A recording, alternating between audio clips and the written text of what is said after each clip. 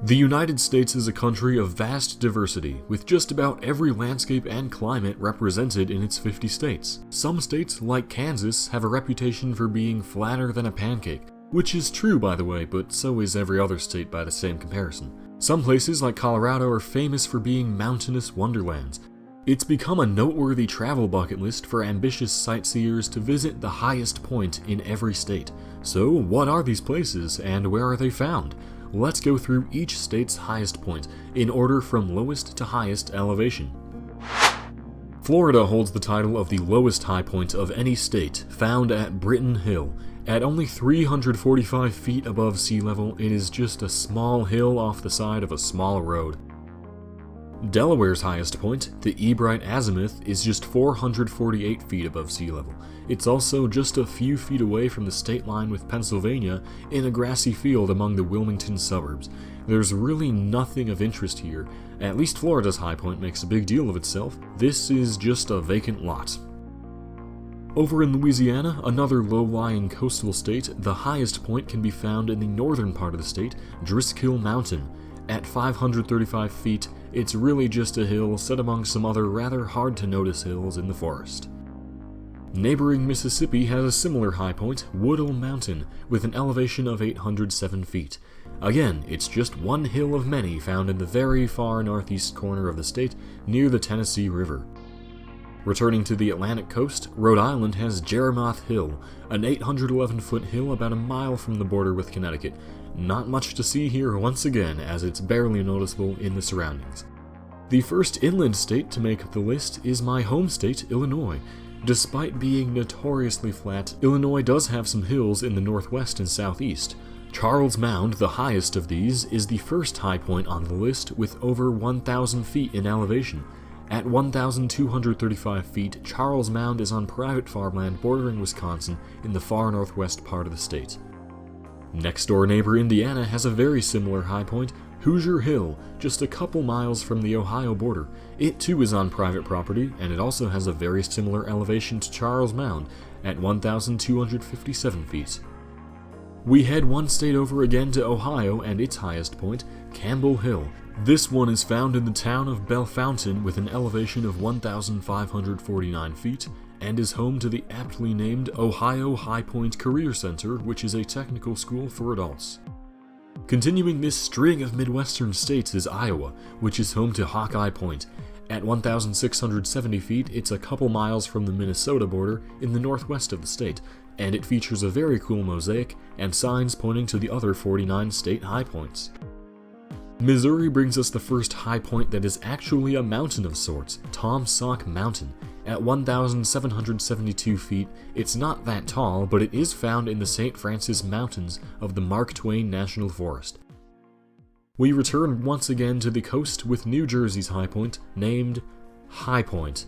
Great job, New Jersey, always bringing that innovation to the table. At 1,803 feet, High Point is found within High Point State Park in the far northwestern corner of the state. It's the most grandiose of the high points we've seen so far, as it features a 220-foot tall obelisk on its top.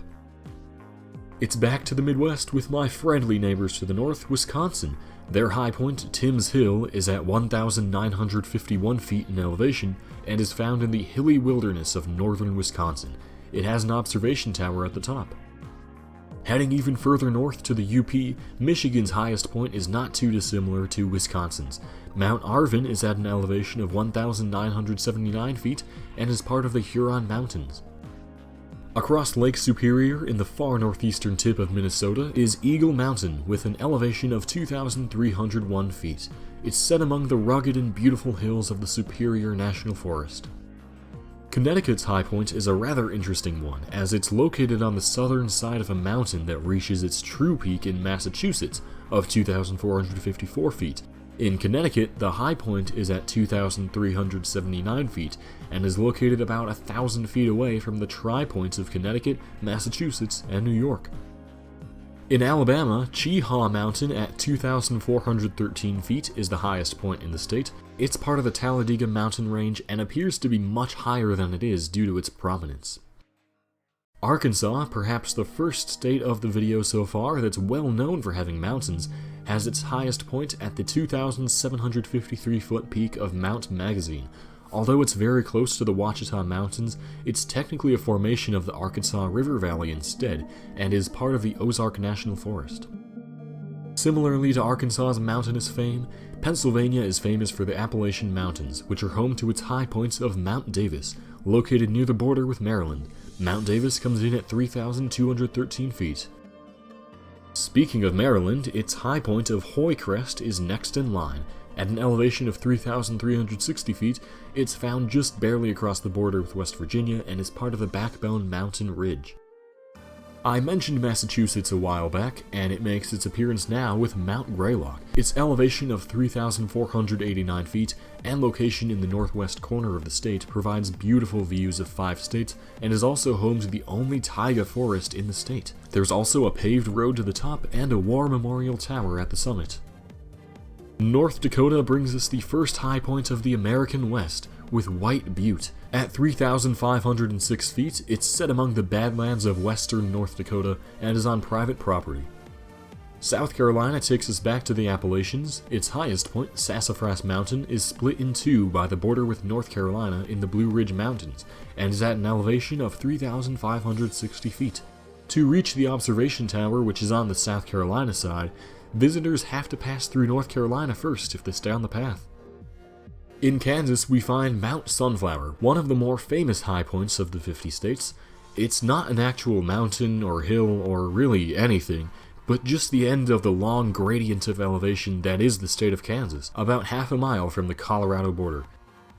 Kentucky has an actual mountainous high point, of course, being Black Mountain.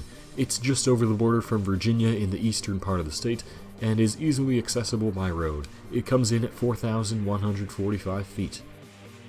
Vermont, the Green Mountain State, has Mount Mansfield to claim as its high point, at an elevation of 4,395 feet. While the summit is a destination for high pointers, the mountain is also a ski resort and features some of Vermont's last remaining alpine tundra from the Ice Ages. Moving back south to Georgia, we find Brasstown Bald, a 4,784-foot high mountain peak found in the Chattahoochee National Forest of northern Georgia. There's apparently a shuttle service that runs to the top very frequently. How convenient! West Virginia, an almost heavenly state famous for its Blue Ridge Mountains and Shenandoah River. Its country roads will take you to the place you belong, Spruce Knob, its highest point at 4,863 feet, found just outside the eastern panhandle. In Oklahoma, the highest point is found on Black Mesa, a mesa which just barely stretches into the panhandle coming out of New Mexico. At 4,975 feet, the area is a quite different landscape from what most people think of when they hear Oklahoma. It is a beautiful spot though. Up in Maine, there's Mount Katahdin at an elevation of 5,270 feet. This mountain is found quite centrally in the state of Maine, and is also noteworthy as the northern end of the Appalachian Trail.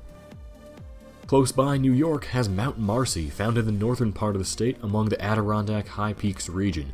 With an elevation of 5,343 feet, and not being too far away from Lake Placid, it's a very popular destination in the area and offers great views.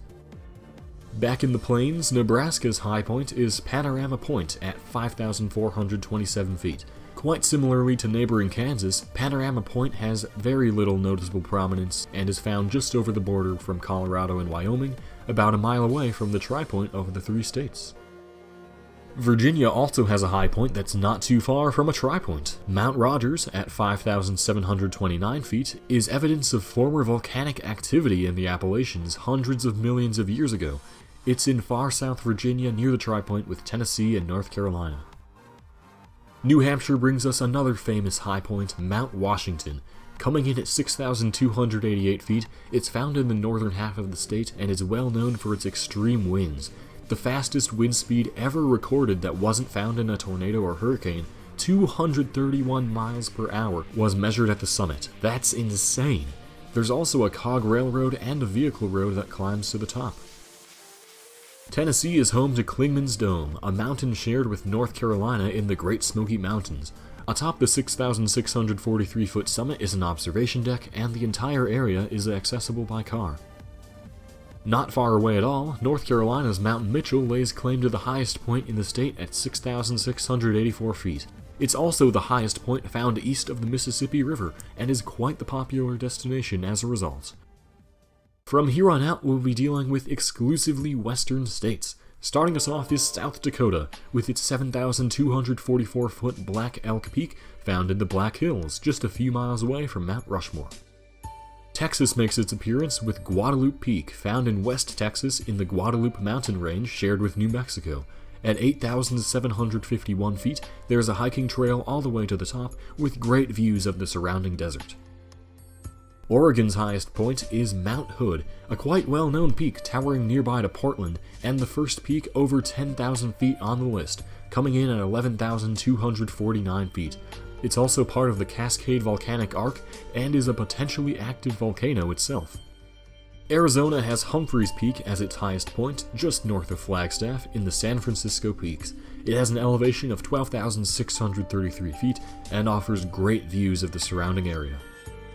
Idaho's highest point is Bora Peak, situated in the center of the state among the Lost River Range.